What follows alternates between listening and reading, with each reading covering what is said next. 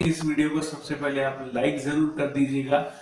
और अगर आपने हमारे चैनल को सब्सक्राइब नहीं किया है तो हमारे चैनल को जरूर सब्सक्राइब कर दीजिएगा, क्योंकि हम इसी तरह के इनोवेटिव आइडिया लाते रहते हैं।